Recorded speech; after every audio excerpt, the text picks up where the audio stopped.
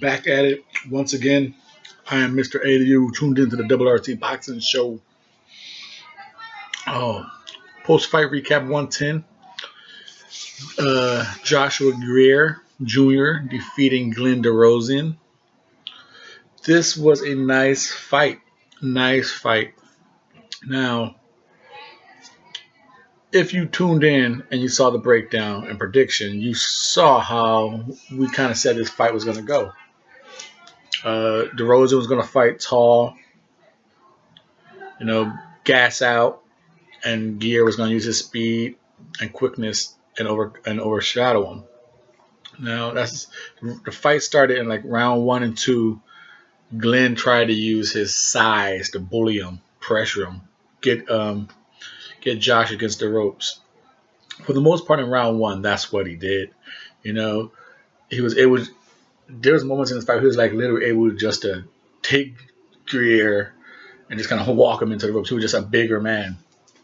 But when he did get to the ropes, once Joshua decided to not be on the ropes, he was easily able to either counter off with a hook, because he gave him a nice kind of semi-shoulder roll for defense. He was able to counter him and spin right off the ropes just at will. Now, round 1, it was all Glenn. He kind of controlled the fight with the pace and the pressure. Not saying that Greer didn't do some good ass body work. He was setting up from round 1. He was doing some good ass body work in round 1, but the pressure of Glenn kind of won the round. Can he try to do the same thing in round 2 with that pressure? That body work start coming at a higher pace for Greer, and he caught Glenn at a nice right in the corner at the end of the round. You could kind of see the fight was starting to turn.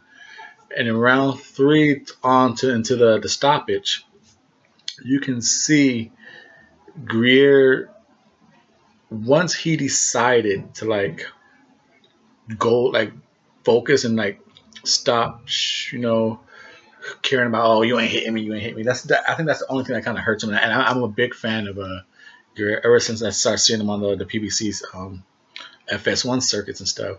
I just wish he had just focused just a little bit more, but maybe if you take away that little bit of showmanship, you might take a bit of a character out of him in the ring. Maybe he could just find a middle line in between that. I think him kind of I wouldn't say showboating, but giving too much attention to getting hit. If you get hit, fuck it, hit the dude back like you always do. You don't gotta shake it off. You ain't gotta do nothing. Now, it's cool with sticking your tongue out and all that when you're beating their ass. I'm cool with that. But just when you get hit, fuck it, boom. Okay, you hit me, bow bow. Come with it physically, not the shaking the head shit. Because you never want to give a judge any reason to think you're losing the fight. Now in round 3 and 4, he just started upping his pace, using his footwork, upping the body shots, the head shots. He started landing a straight right, and he stunned Glenn in the 4th round with a nice, beautiful straight right counter right on the button. And Glenn, and that's the first time you've seen Glenn, even though he got wobbled in the 2nd, he was in the corner, so he kind of faded in with the bobbing and the weaving of the corner. But when he got countered with the straight right in the round 4, he was like, oh, attack, backpedal. And it took a while for Joshua. They were like, oh shit, I just cracked this fool. And then, and him being with Barry Hunter, like I said, Barry Hunter is a good trainer.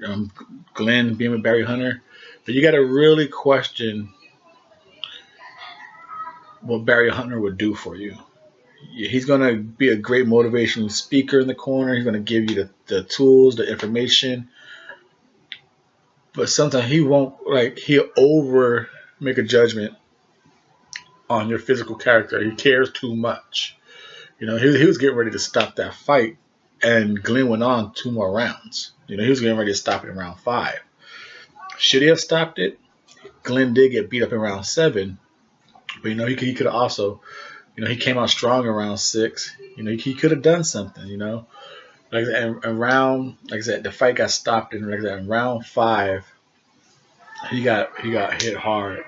He did a nice little buckle and he buckled onto the dance. I believe it was in round 5. He just got a hard right. It buckled, and Greer went for the finish, but he was hitting them all over the place when he got saved by the bell.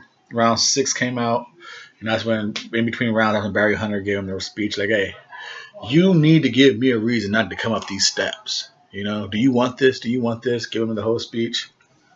Round 6, DeRozan came out pretty strong. You could argue Joshua kind of took a little bit off to get his breath back. At round 7, he hit Glenn with a nice like shot somewhere up on the top of the forehead. And they made a reference to the commentators that it was a Joe Frazier type move, what Foreman did to him. Like he hit him, and his legs just got a mind of their own, like a little chicken hop, and he just fell face forward.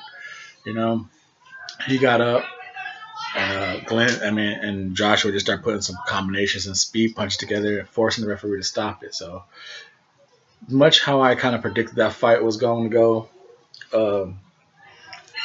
DeRozan, he's good for a little bit. He taps out. His talent level kind of taps out for a while. His gas tank is not as good as his heart, and when he gets hit, he's like almost like a American. He kind of shuts the body down. And when you saw that last night against Joshua Greer, so that was a very good performance. They're saying Joshua Greer is going to maybe drop back down to 118. So it's a little news about that 118. We'll get back to that on another video. This is Mr. A with the post-fight recap. 110 Joshua Greer Jr. TKO in the 7th round over Glenn DeRozan. Night, night, don't blink. The broke team victorious again.